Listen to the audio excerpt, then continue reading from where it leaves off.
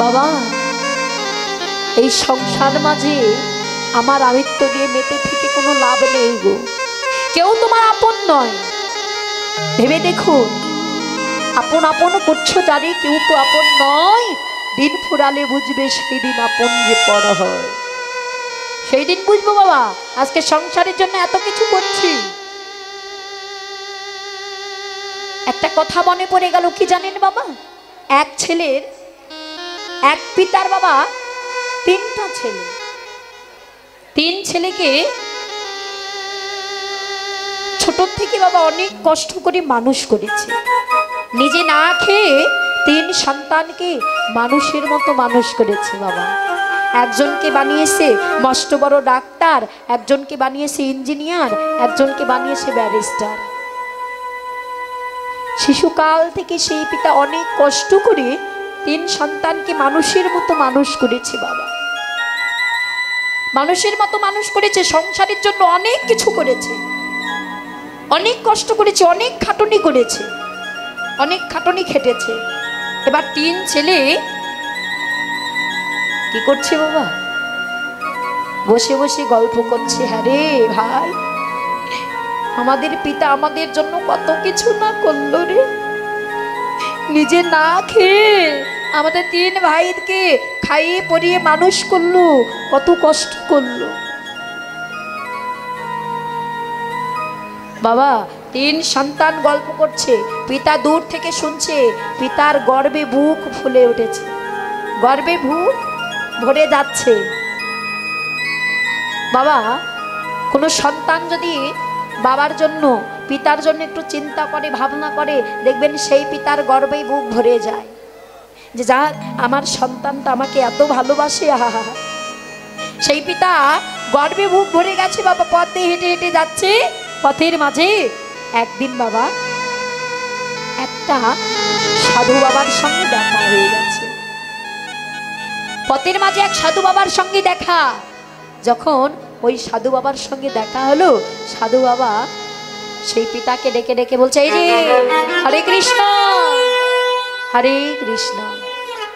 বাবা কেমন আছো? বলে আমি ভালো আছি সাধু বাবা। আপনি কেমন আছেন? আমি ভালো আছি। শোনো, সাধু বাবা সেই পিতাকে ডেকে ডেকে বলছে, হ্যাঁ গো,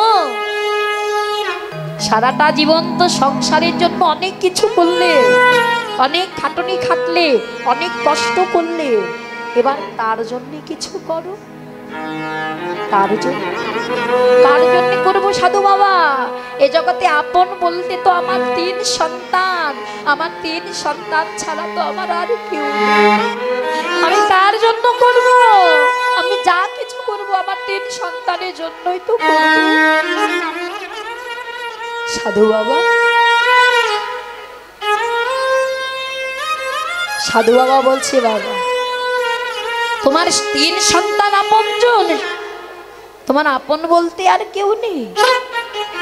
আছে গো আছে, তোমার আপন প্রাণ গোবিন্দ, তুমি গোবিন্দ কিছু বলো।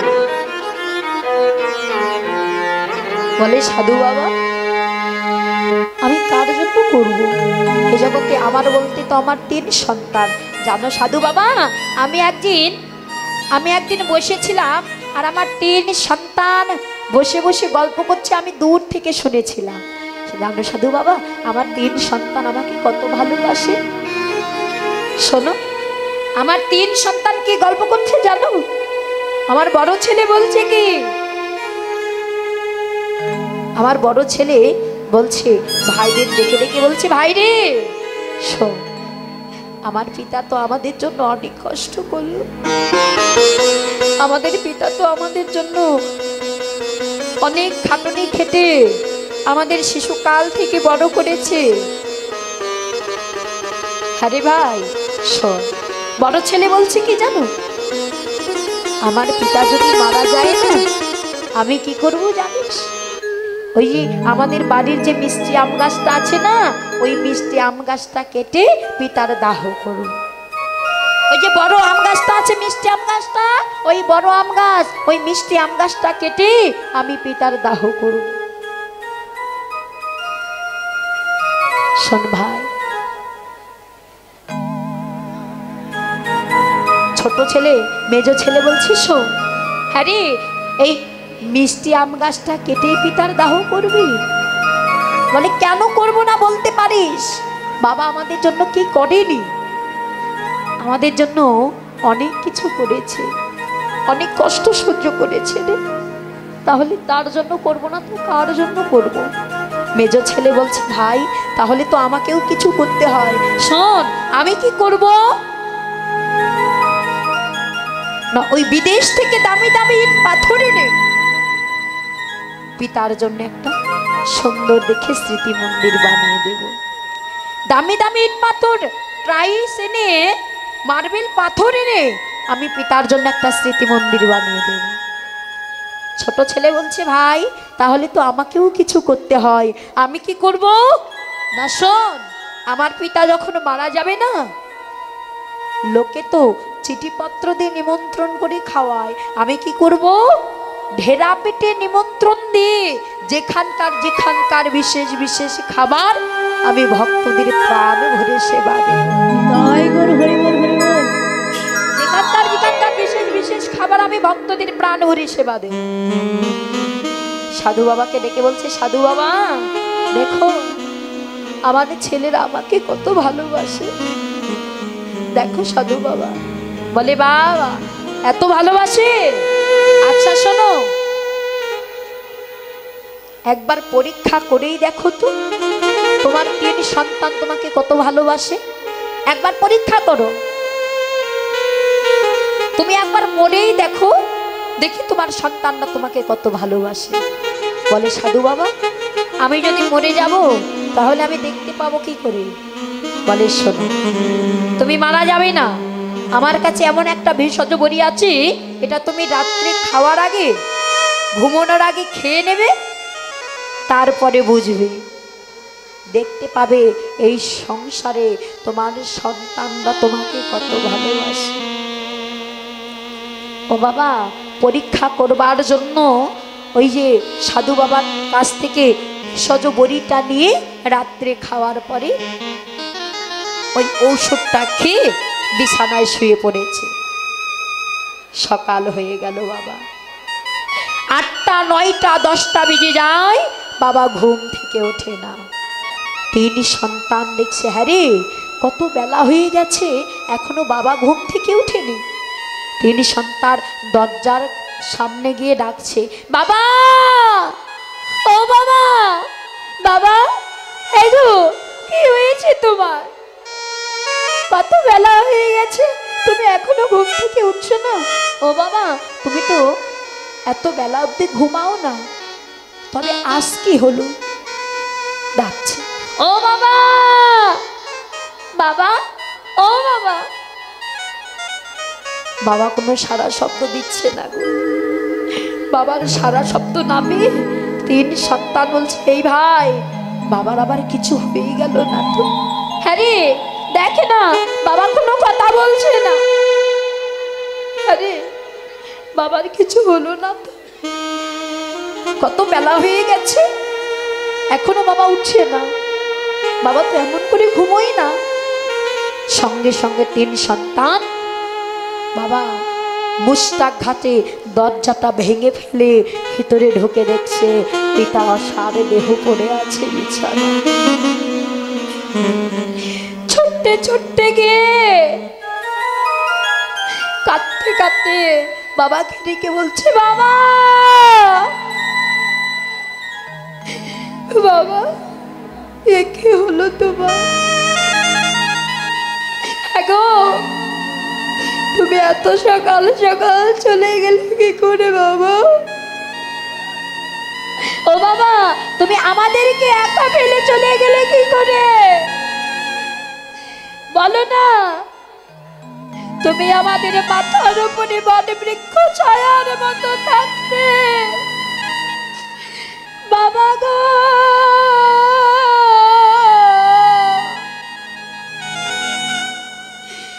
বলো, তুমি আমাদের কেন একা করে চলে গেলে? এবার আমাদেরকে খাইয়ে দেবে, কে ঘুম পাড়িয়ে দেবে? 3 সন্তান বাবাকে ডাকছে আর নয়ন গঙ্গার জল প্রবাহিত করে কাঁদছে বাবা। ও বাবা, আমরা যদি না খেয়ে থাকি তুমি আমাদেরকে জোর করে খাইয়ে দাও। বলো বাবা, এবার আমাদেরকে খাইয়ে দেবে? বলো বাবা, আমরা এবার কাকে বাবা বলে ডাকবো? আমাদেরকে খোকা বলে ডাকবে? তিন সন্তান নয়ন গঙ্গার জল প্রবাহিত করে কাঁদছে বাবা। ওই সন্তানদের কান্নার ধ্বনিটা শুনে, কান্নার আওয়াজটা শুনে গ্রামের সবাই ছুটে এসেছে। এসে বলছে, আহারে লোকটা কত ভালো ছিল, কত কষ্ট করে তিন সন্তানকে মানুষ করেছে। আরে ভালো মানুষটা সকাল সকাল চলে গেল।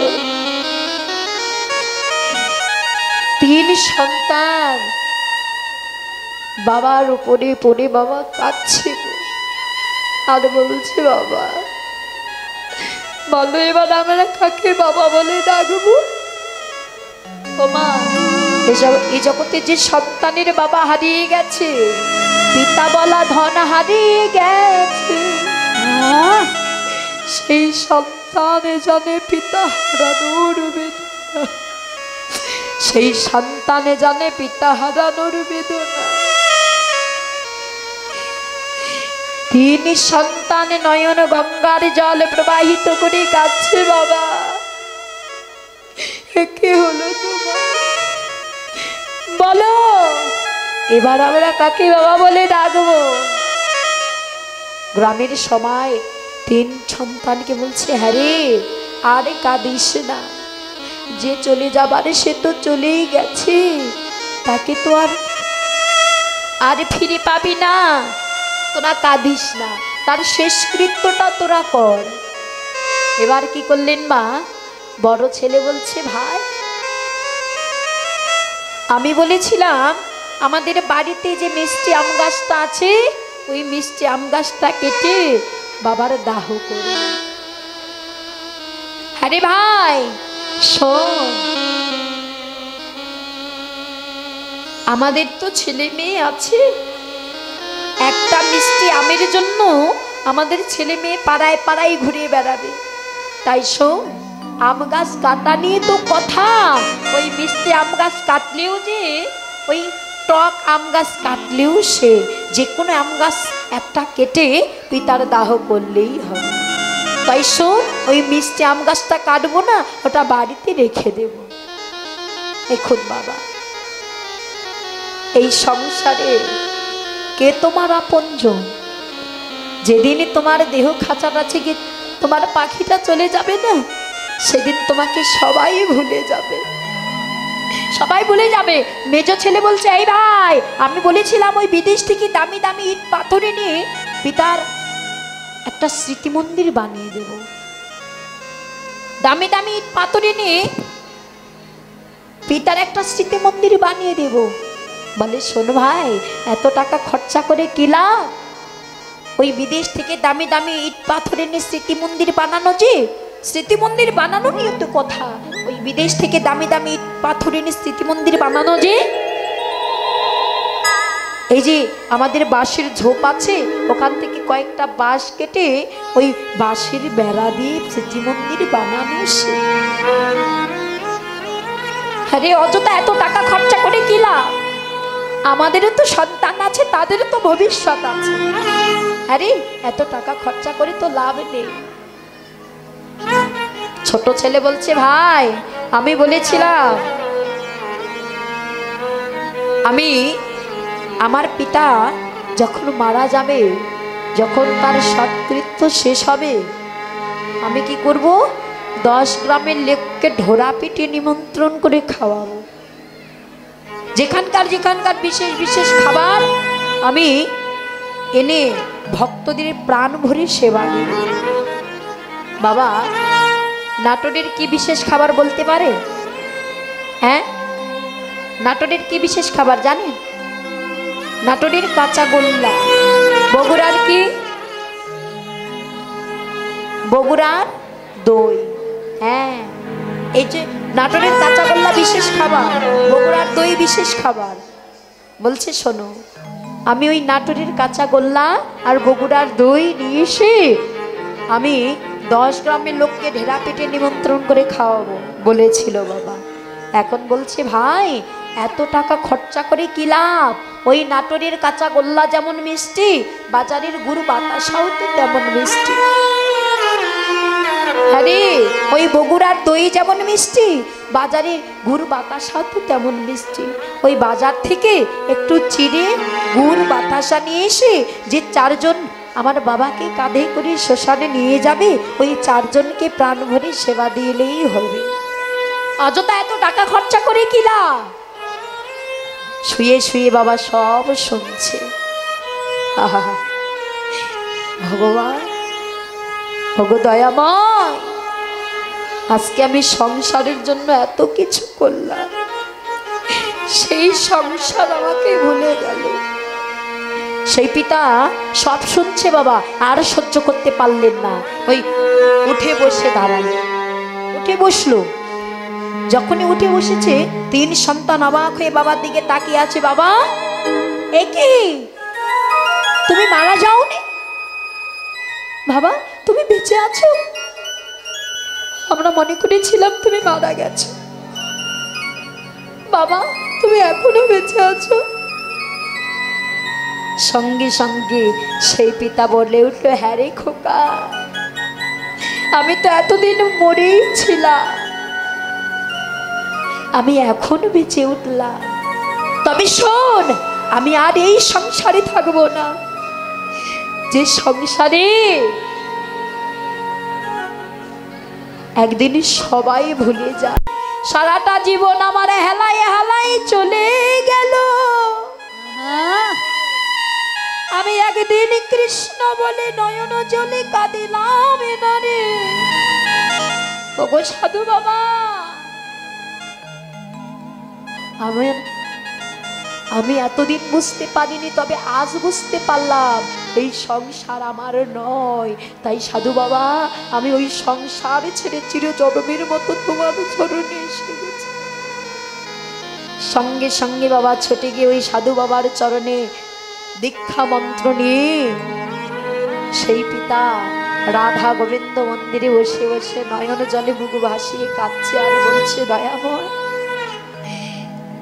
সারাটা জীবন আমার হেলায় হেলায় চলে গেল।